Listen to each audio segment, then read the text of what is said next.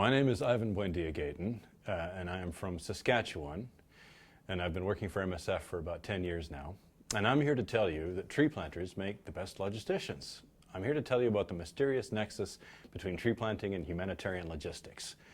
So, after 12 years in the forest industry, I wanted something more. I wanted to do something that meant something. Just as I'd loved tree planting when I started, it was a fabulous adventure, and I felt like I was doing the right thing. I was doing something good. And I wanted to rediscover that anew. And I looked at what could I do with a skill set that I'd acquired. And when I read the website for Doctors Without Borders, or Médecins Sans Frontières, MSF, I realized this is just about a one-to-one correspondence of my skill set. They're asking if I know about diesel generators. Yeah, I do. They're asking if I know how to deal with diesel vehicles on bad roads. Yeah, I do. How about remote supply chains? Well, if you've ever been to the Hecate Straits and you've forgotten something, then you realize that you don't want to forget something. They're asking about cold chain. Well, if I haven't kept my trees cold before I plant them, they'll germinate in the box and die.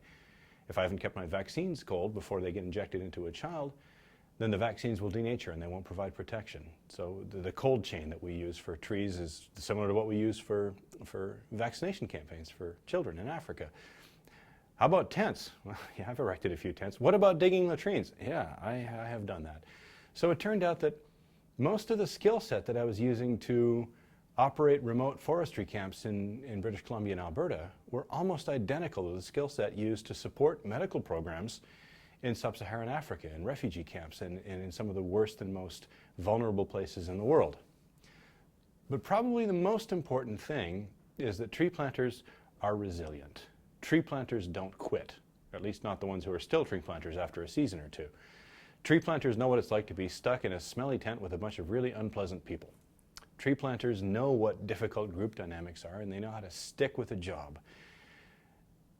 I think that there's nobody more likely to finish their mission than a Canadian tree planter, whether it was somebody who worked their way through nursing school while planting trees, or somebody who is a supervisor who becomes a logistician with MSF supporting the large medical programs that we do.